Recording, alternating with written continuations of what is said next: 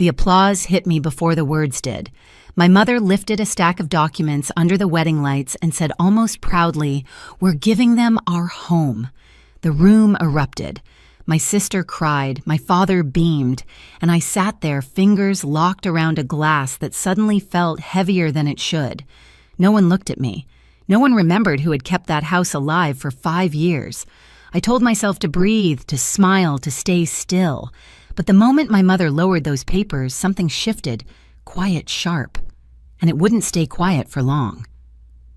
I used to think helping my parents was just something adult children did. No spotlight, no praise, just duty folded neatly into the rhythm of everyday life. 5 years ago, when my father's hours were cut, and my mother's joints stiffened so badly she could barely grip a steering wheel, the mortgage became a weight they could no longer lift. I didn't hesitate. I opened my laptop, logged into my bank, and set up a recurring transfer. The first month felt heavy. The second felt necessary. By the 6th, it had slipped into the background like the hum of the refrigerator, constant, unnoticed, always there. Every 30 days at almost the same time, my phone buzzed with a short notification payment processed. No thank you calls, no discussion. Sometimes my mother mentioned how lucky they were that things hadn't fallen apart yet, and I nodded, not reminding her that the luck had a name and a routing number attached to it. Long before I started paying bills, the pattern had already been set. When I graduated college, my parents handed me a card at breakfast. A thin envelope, inside a folded bill, $50. My mother said they were proud of me. My father squeezed my shoulder. I didn't expect more. I'd learned to expect little, to make peace with being the steady one. 2 years later, when Vanessa graduated, they held a backyard party with lights strung between the trees. There was a shimmering cake, rented speakers, relatives spilling across the grass. And at the end, my father dangled a pair of keys in front of her pinched between 2 fingers so they'd catch the sun. "Your car's in the driveway," he said. Everyone cheered. Vanessa cried into his chest. I clapped with everyone else, pretending not to feel the difference settle inside me like a stone. She was always the light, the laughter, the promise. I was the planner, the fixer, the quiet one, meals cooked, rides offered, mistakes cleaned up before anyone noticed. My mother used to tell people I was low maintenance as if it were a compliment, as if needing nothing meant being nothing. The older we got, the clearer the imbalance became. Vanessa drifted through new hobbies, new jobs, new boyfriends. My parents called her every morning and every night. When she forgot deadlines, they smoothed things over. When she overspent, they wired her money. When she cried, the world rearranged itself around her tears. But when I quietly covered their mortgage, when I rearranged my budget, when I passed on trips, closed small indulgences, I didn't dare justify. They didn't brag about me. They didn't ask how I was managing. I became the invisible support beam of a house that wasn't even mine. There are moments you don't realize are turning points until years later. Moments so small they slide past without sound. For me, it was that day in the backyard watching Vanessa lift those keys high while everyone cheered. Something settled in my chest then. Not anger, not yet, but awareness.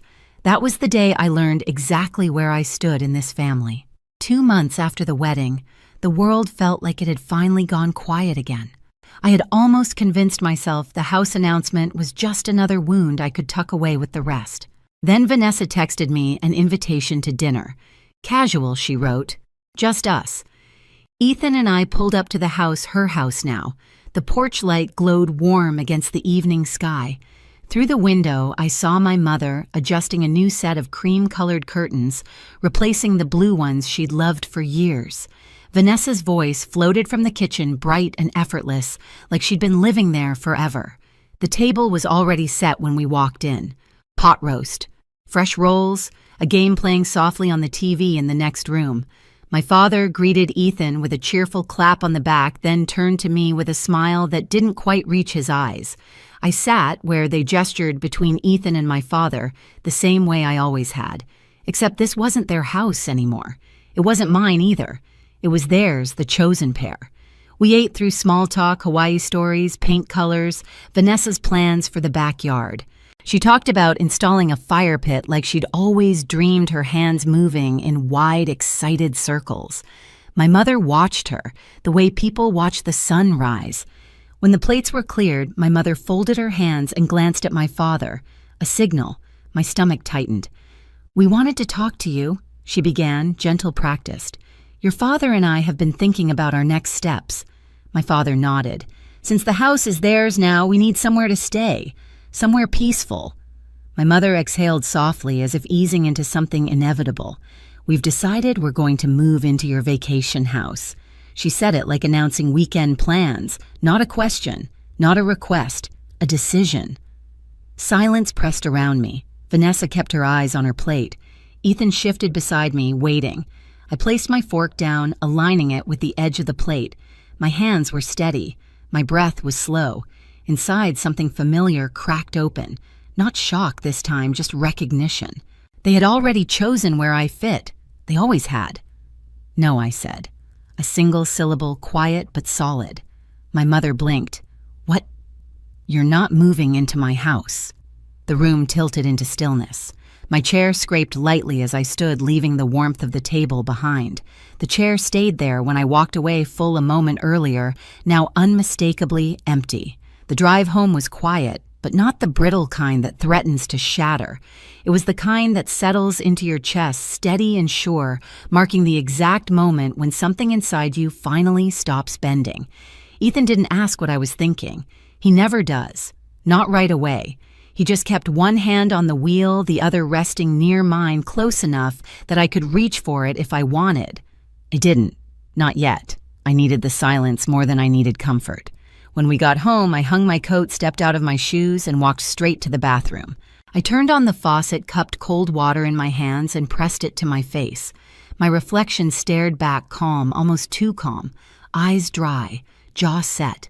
The kind of stillness that comes after years of swallowing storms. I didn't cry. I didn't shake. I simply reached for the towel, blotted my face, and walked to my desk. The lamp cast a narrow circle of light across the surface. My laptop sat in the middle, waiting. I opened it. The screen blinked awake.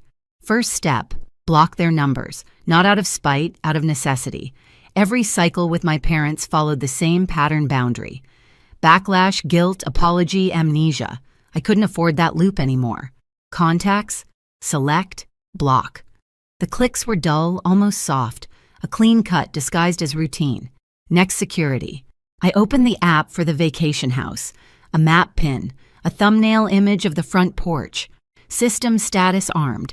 I tightened the settings, new passcode, two-step verification, stricter, motion alerts. I removed their old access. Then I set up notifications to come directly to my phone and Ethan's no delays. After that, I opened a folder labeled Documents. Inside, 5 years of mortgage payments. Not detailed spreadsheets, just simple logs, monthly confirmations, transfer receipts, brief notes I'd scribbled in the margins when my parents called needing help again. I didn't read them. I didn't need to. The dates alone were enough. They formed a pattern, a shape, a truth.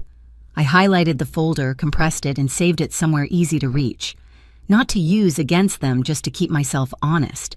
To remind myself that none of what happened was in my head. Ethan leaned against the doorway, watching me quietly.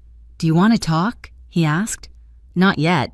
He nodded, pushed off the doorframe, and disappeared into the living room. No sighs, no hurt feelings, just space, exactly what I needed. I opened another tab, a simple spreadsheet, not revenge, inventory. Every financial obligation I had carried for my parents. The months I covered when they couldn't manage. The times I rearranged my own schedule, my own budget, my own plans. Not to tally debt, to witness it. Line by line, the numbers appeared. Clean, unemotional. When it was done, I closed the sheet. I didn't save it. Around midnight, I walked to the window. The city lights glowed in the distance, blurry and soft, like someone had smeared gold across the horizon. Cars passed below, a steady hum rising through the glass. A reminder that the world keeps moving even when you finally stop. Ethan joined me, placing a mug of warm tea on the windowsill. His fingers brushed mine. "You okay?" he murmured. "I think so." We stood there for a long time, not speaking, just breathing in the same slow rhythm. For the first time in weeks, maybe months, I felt anchored. The next morning, I woke up with a clear head. I showered, tied my hair back, and dressed for work. My movements were deliberate, each one marking the shift happening quietly beneath my ribs. On the way out, I paused at the drawer near the door.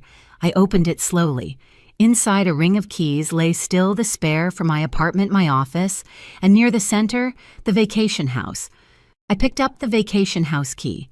Cold metal. Sharp edges. A simple piece of shaped steel, but it carried 5 years of responsibility, silence, and erased effort. I closed my hand around it, holding it until the imprint pressed into my palm. Then I placed it back in the drawer gently, almost ceremonially. At work, everything felt sharper. The sound of keyboards, the low hum of printers, the soft murmur of conversations across cubicles. I logged in, opened my email, and worked through campaigns with a focus I hadn't felt in weeks, maybe months. Around noon, my phone buzzed a message from an unknown number.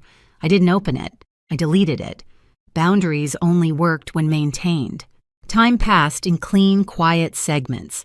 Afternoon light spilled across my desk. The day moved the way days were meant to move forward. When I got home, Ethan was on the couch reading. I sat beside him, leaned back, and closed my eyes. My chest loosened. My shoulders dropped. The quiet inside me didn't feel like emptiness anymore. It felt like space. A boundary isn't a wall. It's a shape, a line, a choice. And for the first time in my life, I had drawn one for myself. That night before bed, I checked the security app again. Armed, stable, still. I turned off the lamp, letting the room fall into darkness. This time, I wouldn't fix what they had broken. The call came on a Wednesday morning halfway through a meeting. My phone buzzed once, then again, the vibration skittering across the conference table. I glanced down, expecting a calendar alert or a message from Ethan. Instead, an unfamiliar number filled the screen. I almost declined it until a second vibration followed, stronger, more insistent. I excused myself quietly and stepped into the hallway. The fluorescent lights hummed overhead. "Hello." A pause. Then a steady official voice. "This is the local police department. We're calling about your property outside the city. We have 2 individuals here who claim to be your parents." I pressed my back to the wall, the cool air pushing against my spine. The officer continued. "They used a key to enter. The alarm system flagged it as unauthorized. We need confirmation from you." There it was, the final line of the thumbnail arriving not as a metaphor, but as a fact. I closed my eyes. "They don't have permission to be there. Understood. Do you want to come to the property? We can wait. I'm on my way." I found Ethan at his desk, lifted my coat from the back of his chair, and said only, "They're at the house." His eyebrows tightened, but he didn't ask questions. He grabbed his keys, and we left. The drive out of the city stretched long and pale under an overcast sky. The farther we went, the quieter it became. No traffic, no voices, just the soft sound of tires on asphalt and the occasional shift of wind through the trees. I kept my hands folded in my lap, thumbs pressed together to stay calm. When we turned onto the gravel road leading to the vacation house, I saw the police cruiser first. Its lights weren't flashing. It sat still like a witness waiting. 2 officers stood near the porch, and on the steps, huddled beside 3 mismatched suitcases, sat my parents. My mother looked up first. Her eyes widened, not in guilt, but in relief, as if I were the one who had the power to undo the consequences. "Thank God," she said, rising quickly. "Tell them it's fine. Tell them we're allowed to be here." The officer stepped forward. "Ma'am, are these your parents?" "Yes." "And they do not have permission to stay on the property?" "No," I said, my voice steady. "They do not." My mother's face crumpled. "Isabella, don't do this. We had nowhere else to go." "You had a home," I replied. "You gave it away." My father stood slowly brushing dust from his jacket. "We didn't break in," he said, annoyed. "We used the key you gave us." "That key was for emergencies," I said, "not for moving in." A silence stretched thin. The officer cleared his throat. "We can escort them off the property. If you want to press charges for trespassing, we will file it." My mother gasped softly. "You wouldn't." For a moment, the world slowed, the trees stilling in the wind, the gravel settling beneath our feet, the cold air tightening between us. I could hear my own breath. I looked at her, really looked, at the disappointment she wore like armor, at the expectation that I would bend the way I always had, at the certainty that I would fold because I was the responsible one. But I wasn't bending anymore. "I'm not pressing charges," I said quietly, "but they cannot stay here." Relief flickered across her face too quickly. The officer spoke again. "We'll take them to the station for a few hours. They can arrange transportation from there." My mother turned on me, then not with gratitude but with fury. "You're unbelievable. After everything we've done for you," Ethan stepped slightly in front of me, not as a shield, but as a reminder I wasn't alone. The officers guided my parents toward the cruiser. The suitcases remained on the porch like abandoned thoughts. A locksmith's van rolled up soon after. He nodded politely, replaced the locks, handed me the new keys. Metal cool, solid. I pocketed them. When the cruiser pulled away, dust lifted from the ground, drifting into the late afternoon light. The house behind me was quiet, untouched, exactly as I had left it. I locked the door myself before leaving. The click echoed cleanly. Justice doesn't need noise, it only needs clarity. The morning after the police call, the world felt strangely weightless. I woke before the alarm, the apartment still dim, the city not yet fully awake. For the first time in a long time, my chest didn't feel tight. The air moved in and out smoothly as if something inside me had quietly unlocked overnight. I made coffee and stood by the window, watching the early light wash over the buildings. The city looked softer in the morning edges, blurred colors muted everything a little less demanding. Ethan joined me, his hand brushing mine as he reached for his mug.